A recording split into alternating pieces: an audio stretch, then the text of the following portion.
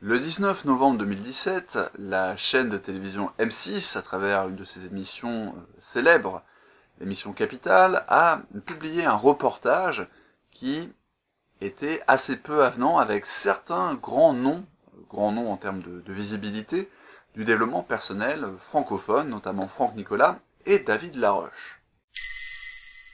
On va d'abord s'intéresser à M6, à la chaîne M6, à Capital, etc., avant de s'intéresser ensuite à David Laroche et dans une troisième partie aux commentateurs. Qu'est-ce que M6 ? C'est une chaîne de télévision, mais c'est aussi un groupe médiatique qu'on appelle le groupe M6 et qui possède par exemple RTL1, RTL2 et Fun Radio. C'est donc une entreprise, et une entreprise doit faire de l'argent. Je n'ai rien contre, vous savez que je me considère comme capitaliste, et je considère que le monde entier, d'un point de vue biologique, est capitaliste, ce qui n'est pas synonyme d'exploitation, mais en tout cas, j'ai rien contre le fait de faire de l'argent, c'est pas la question. Par contre, ce qui est intéressant, c'est que M6 a construit son documentaire sur deux axes de reproches principaux envers David Laroche. C'est le prix de certaines formations, un séminaire à 90 000 € la place, et les techniques de vente. Vous allez voir qu'on va y venir quand on parlera de David Laroche. Intéressons-nous d'abord à la problématique de l'argent. Est-ce que M6 a un problème avec l'argent ? Je ne pense pas, puisque M6, j'ai vérifié son chiffre d'affaires. Alors, sur Wikipédia, malheureusement, le chiffre d'affaires de la chaîne et du groupe sont mélangés. J'ai pas réussi à trouver une distinction entre les deux. Donc je pense, vu le montant que je vais citer, que ça concerne le groupe M6 et non pas uniquement la chaîne M6. Le groupe médiatique M6 Group a fait en 2016 un chiffre d'affaires de 1,278 milliard d'euros. Je répète ce chiffre, qui n'est pas forcément très limpide à matérialiser, à visualiser lorsqu'on est un cadre, un salarié payé au SMIC ou même un entrepreneur qui n'a pas encore fait fortune. 1,278 milliard. Alors c'est le chiffre d'affaires, c'est pas le bénéfice net, hein, on est d'accord. Mais a priori, on peut en déduire que M6 n'a pas de problème avec l'argent, en tout cas pas le sien. Peut-être que M6 a un problème avec l'argent des autres. Donc la deuxième étape, c'est de s'intéresser peut-être à comment M6 fait de l'argent. C'est une chaîne de télévision, ce qui veut dire que sa principale et quasiment unique source de revenus, c'est la publicité. Bon, c'est là que ça devient intéressant. Bien sûr, je pourrais aussi mentionner les SMS surtaxés, puisque M6 est devenu une spécialiste de la télé-réalité, et que, alors je suis pas à la télé depuis 15 ans, mais quand on remonte à l'époque de Love Story, M6 a été la première chaîne de télévision française à instaurer, à importer de l'étranger un concept de télé-réalité. On pouvait voter pour éliminer telle ou telle personne à coup de SMS surtaxés. Bon, voilà, ça fait un peu d'argent en plus, mais clairement, quand on sait combien se monnaie un espace publicitaire, c'est la publicité qui fait vivre la chaîne. Et du coup, ça soulève une question, qui est la suivante. M6 fait-elle de l'argent propre ou de l'argent sale ? De l'argent plutôt propre ou plutôt sale ? Si vous allumez M6, qu'est-ce que vous voyez ? Vous voyez principalement des émissions de télé-réalité, qui constituent un peu la quintessence de la télé-poubelle, encore que télé-poubelle c'est quasiment un pléonasme. Vous savez que je suis un anti-télé assez radical, et c'est pas la peine de me sortir le contre-argument d'Arte. Il y a quelques émissions intéressantes sur Arte, mais des documentaires, parce que c'est principalement un des arguments utilisés, c'est oui, il y a des documentaires sur Arte. Des documentaires, il y en a aussi sur France 2 et sur France 3. Et en l'occurrence, des documentaires, il y en a plein qui sortent sur YouTube, il y en a plein qui sortent dans les salles de cinéma, dans les salles d'arrêt d'essai, donc vous pouvez très bien consommer du documentaire autrement, etc. Y compris en vente à la demande d'ailleurs, en vidéo à la demande. Même si on n'est pas un anti-télé comme moi, on est à peu près tous d'accord, quand on s'intéresse en tout cas au développement personnel, qui consiste à prendre soin de soi, à augmenter sa connaissance du monde, sa connaissance de soi-même, à atteindre des objectifs, à réaliser ses rêves, etc., que la télé-réalité, c'est pas quelque chose qui tire les gens vers le haut. Quels que soient vos critères, je pense qu'on est à peu près tous d'accord. Mais alors qu'en est-il des publicités ? Est-ce que les publicités qui passent sur M6 tirent les gens vers le haut ? Est-ce que les publicités qui passent sur M6 ne sont pas abrutissantes, ne sont pas conçues pour manipuler le spectateur à coup de techniques de neuromarketing ? Et surtout, à la rigueur, on peut manipuler les gens pour quelque chose de bien. C'est un des thèmes du livre Petit traité de manipulation à l'usage des honnêtes gens, que vous connaissez sans doute. C'est de dire, ok, la manipulation marche, y compris à des visées pédagogiques par exemple. Lorsqu'on prend une classe d'enfants, ils sont plus disciplinés si on les laisse s'autodiscipliner que si on leur fait des choses contraignantes. Et puis on peut s'en servir pour pousser les gens à arrêter de fumer des cigarettes. Donc, faut-il manipuler ou pas? C'est un vaste débat, je ne vais pas rentrer dedans. Simplement, quels sont les produits que vous avez dans les espaces publicitaires d'M6? Vous avez du cosmétique, vous avez des véhicules automobiles, et je vous renvoie pour ça à l'excellente analyse de la chaîne Horizon Gull sur l'utilisation de la femme dans le marketing automobile, entre autres. Bref, on va pas tourner autour du pot. M6 fait de l'argent avec des émissions globalement merdiques et des publicités globalement décérébrantes.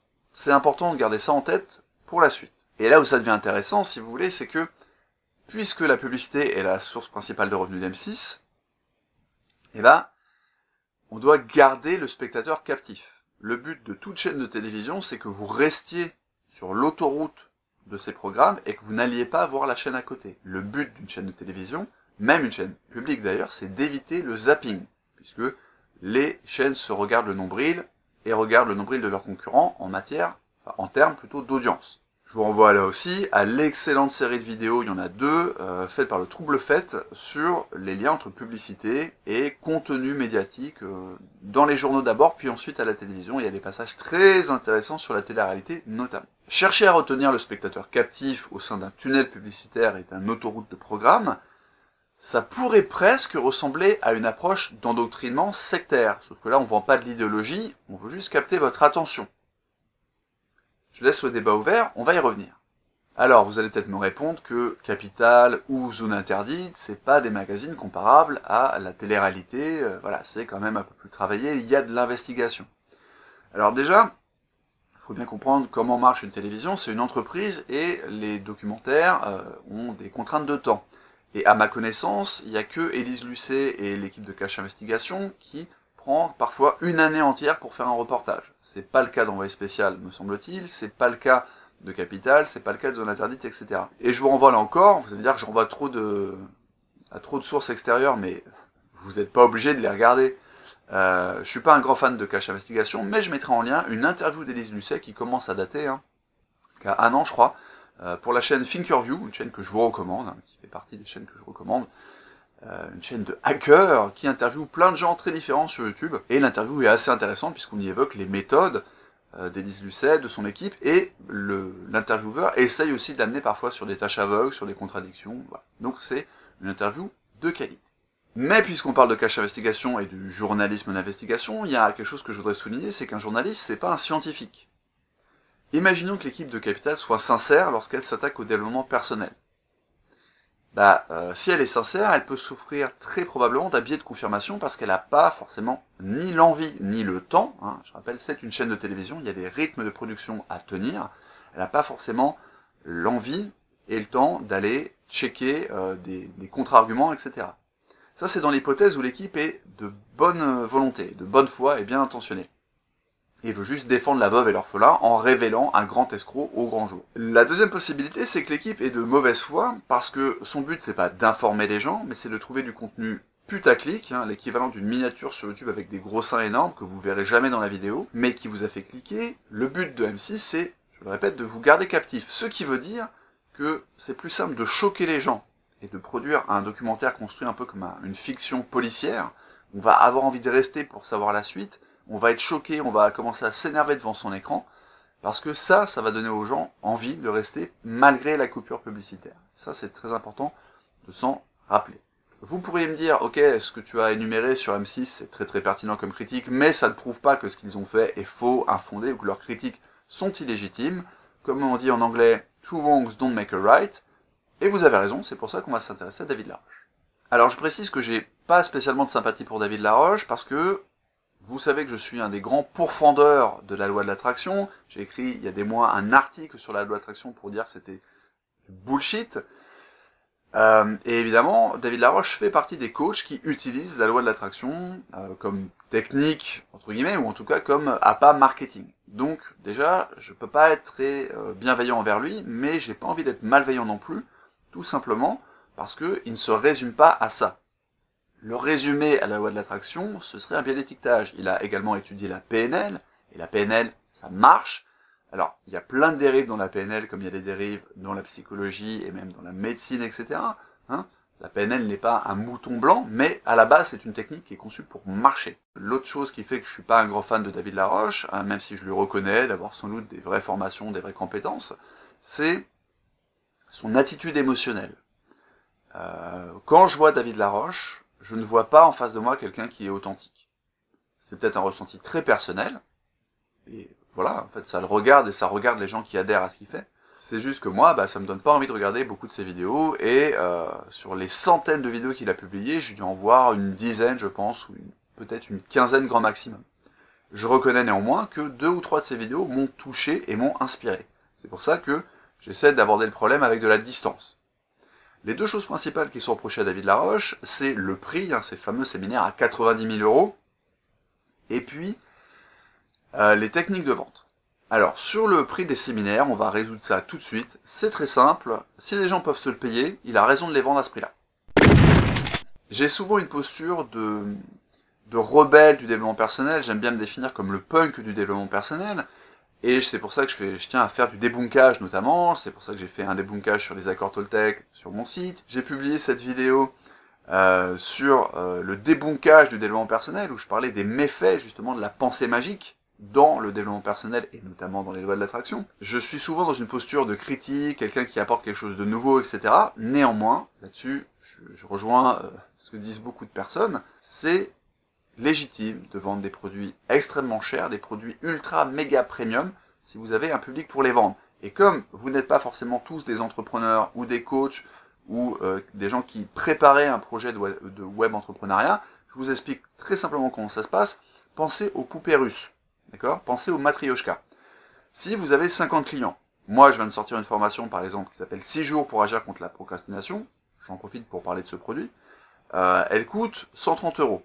Il y a une promo de lancement, mais au final le prix hors promotion, ça sera 130 €. Cette formation, si je la vends à 50 personnes, les statistiques disent en substance que sur ces 50 personnes, il y en a peut-être 10 qui sont prêts à m'acheter une formation qui coûte 500 €. Sur les 10 personnes qui sont prêtes à dépenser 500 €, il y en a 1, 2 ou peut-être 3 qui sont prêts à prendre une formule extra premium avec un coaching par semaine pendant un mois, etc. pour X temps à, par exemple, 1000 €. Eh bien, imaginez ce que ce système de matrioshka produit chez David Laroche, qui a des milliers de clients. Sa chaîne YouTube a 230 000 abonnés, donc clairement, en termes de visibilité, pour moi, c'est le numéro 1 incontestable du développement personnel francophone. Même si on n'aime pas ce qu'il fait, même si on pense que d'autres sont mieux, etc., c'est le numéro 1, tu peux pas tester. Il a donc des milliers, voire plutôt sans doute des dizaines de milliers de clients. Si vous avez 30 000 personnes qui sont prêtes à acheter un e-book à 7 € ou à 20 €, vous imaginez bien qu'avec ce système de matrioshka, à la fin, vous avez au moins 500 personnes qui sont prêtes à payer 20 000 €, peut-être 30 000 €. Et c'est très français, une fois de plus, de critiquer ça. Je renvoie encore à du contenu que j'ai fait moi-même. Allez lire mon article sur Spiral Dynamics, vous comprendrez pourquoi c'est très français de réagir comme ça et d'avoir cet éternel problème avec l'argent et le capitalisme débridé. C'est une question de culture notamment, parce qu'aux États-Unis, ça choquerait personne. En l'occurrence, pour moi, c'est légitime. Donc la vraie question, c'est les méthodes de vente. Et là, pour moi, il y a un vrai problème. Et ce qui est intéressant, c'est la manière dont David Laroche s'est expliqué par rapport au reportage. Il dit en substance, la personne qui a été filmée en caméra cachée, moi j'ai envie de dire la personne qui a été piégée par un journaliste qui savait très bien ce qu'il voulait obtenir comme genre de scène et comme genre de phrase, cette personne n'est pas un commercial, c'est pas son métier, elle n'est pas rémunérée. C'est quelqu'un qui a suivi les formations de David Laroche, qui est enthousiaste et qui donc tient un stand au sein du séminaire pour que les gens viennent s'inscrire à des choses plus chères. Le vrai problème, en fait, c'est que ce qui apparaît comme un bon argument pour se défendre, expliquer que la personne n'est pas rémunérée, qu'elle fait ça sous forme de bénévolat, c'est le pire argument qu'ils pouvaient trouver. Mais c'est la vérité, donc c'est chouette qu'ils le disent, mais c'est la pire vérité qu'ils pouvaient trouver pour une raison très simple, c'est que c'est typiquement un système sectaire. Comprenez bien ça. Si vous montez une secte, que ce soit les témoins de Jéhovah ou la scientologie, vos meilleurs commerciaux, ce sera toujours des gens qui sont endoctrinés. Ce sera jamais un prestataire extérieur qui fait ça juste pour l'argent, qui pense que vous racontez n'importe quoi mais qui va essayer de vous trouver des disciples. Ça marche pas comme ça. Les meilleurs commerciaux sont les gens qui sont pénétrés par votre doctrine. Je vous rappelle que c'est ce qui se passe dans les entreprises. Les meilleurs commerciaux d'Apple, c'est les clients Apple. C'est les gens qui ne jurent que par Apple. Les meilleurs commerciaux de Linux, je prends un exemple opposé à Apple, histoire d'être juste, les meilleurs commerciaux de Linux, c'est les gens qui sont passionnés par Linux. Donc malheureusement, ce qu'explique David Laroche sur son commercial qui est un bénévole passionné, bah ça ressemble vraiment à une technique de secte. Alors, je suis pas en train de dire que l'entreprise de David Laroche est une secte, parce que déjà il m'appartient pas de dire ce genre de choses, et en plus je pense pas que ce soit le cas. Le problème c'est, qu'est-ce qu'on met derrière le mot secte? Je vais faire très bref parce que j'en reparlerai dans une vidéo spéciale et dans un article spécial. Il y a 3 types de sectes. Et souvent on pense qu'à un seul type, ou en tout cas aux 2 premiers. Le premier c'est la secte illégale. C'est l'ordre du temple solaire. Si demain quelqu'un dit je vais recréer l'ordre du temple solaire, quand il y a 30 personnes qui finissent carbonisées quelque part, ça passe pas. Ça va être compliqué. Vous allez avoir les flics sur le dos. Après, il y a les sectes légales, qui sont exactement comme les premières, c'est-à-dire c'est de l'ésotérisme, des trucs, voilà, on prend beaucoup d'argent pour des choses qui marchent pas, etc. On empêche les gens de partir, on empêche les gens de parler, on leur demande de recruter. Mais là, c'est légal. Ça s'appelle les témoins de Jéhovah, qui en France, me semble-t-il, sont légales. C'est la scientologie. Je rappelle pour ceux qui ne le savent pas qu'en plein cœur de Paris, dans le quartier de Bastille, près du port de l'Arsenal, il y a une rue dans laquelle il y a une énorme librairie scientologue, qui est une zone d'entrée pour se faire recruter dans la scientologie. Donc, voilà, il y a des sectes exactement comme l'ordre du temple solaire, mais légales. Allez savoir pourquoi, je veux pas connaître le fin mot de l'histoire, etc. Et puis, il y a ce 3e type de secte auquel les gens ne pensent pas. Vous vous souvenez de ce que j'ai dit sur le tunnel publicitaire d'M6 ou de TF1, c'est toute chaîne privée qui essaie de vous garder sur un autoroute pendant la pub et de vous empêcher de partir. Quel est aussi le but de Apple ou de Microsoft? Leur but, c'est d'empêcher leurs clients de partir. C'est pas juste que les clients soient passionnés et qu'ils deviennent des commerciaux, ça c'est vrai, mais en plus, c'est de les empêcher de partir, ou de rendre la mobilité intermarque de plus en plus dure. C'est pour ça que Apple et Microsoft proposent des systèmes fermés. Votre votre iPhone, il est pas compatible Windows.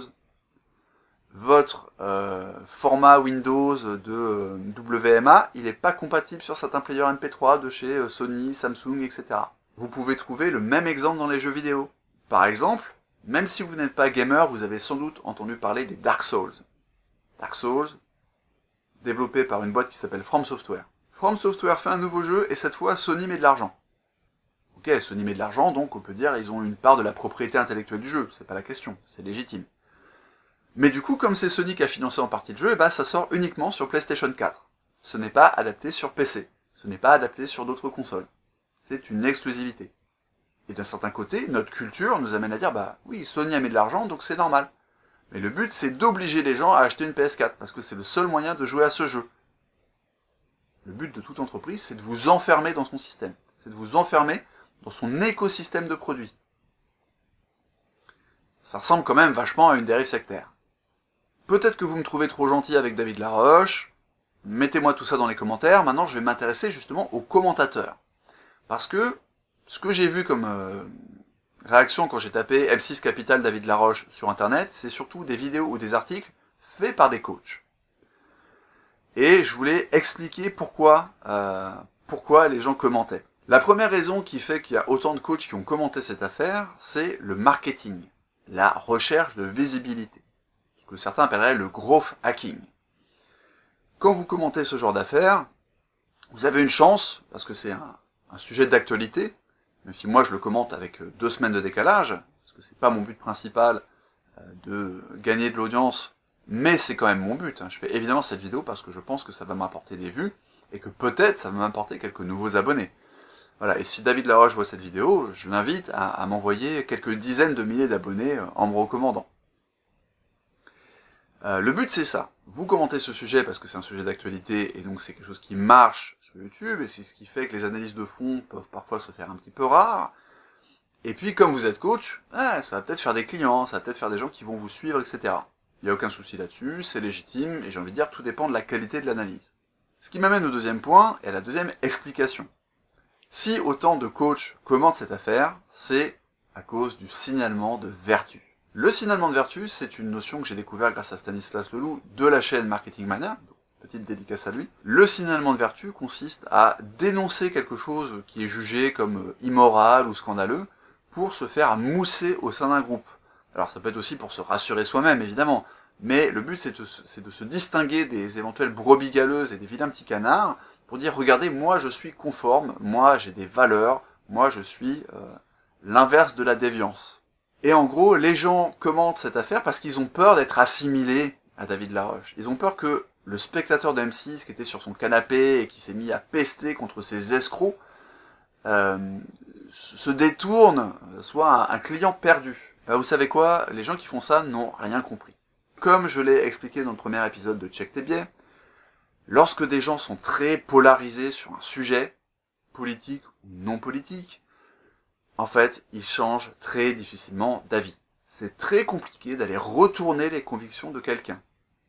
Donc la morale de cette histoire, la morale de ce reportage, qui de toute manière était à charge, je le précise, parce que lorsque M6 vous met voyance, développement personnel, diamants baratin sur les diamants machin, vous assimilez évidemment le terme développement personnel à une escroquerie. C'est une technique de base. Si je vous dis avion, oiseau, nuage, vous me répondez ciel, ou vous me répondez le fait de voler. Voilà. Et donc si je vous dis charlatan, escroc, coach en développement personnel, vous êtes amorcé et vous allez vouloir associer le coaching à une escroquerie, à une arnaque, etc., à du charlatanisme.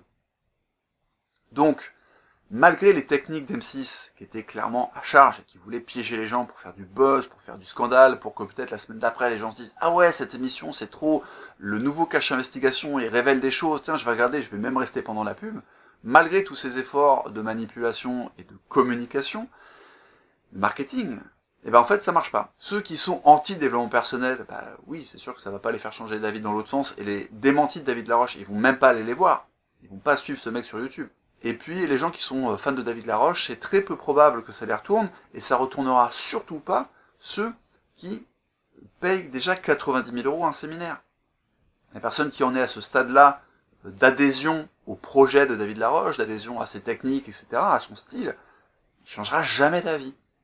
Donc en fait, c'est juste une tempête médiatique dans un verre d'eau, dans un dé à coudre même, sur lequel un certain nombre de coachs ont essayé de faire du buzz, moi y compris, et puis proposer ou pas des analyses de qualité et du signalement de vertu. Voilà. J'espère que cette vidéo vous a fait réfléchir, j'espère qu'elle vous a fait sourire. Prenez soin de vous, prenez soin du monde, ça peut servir.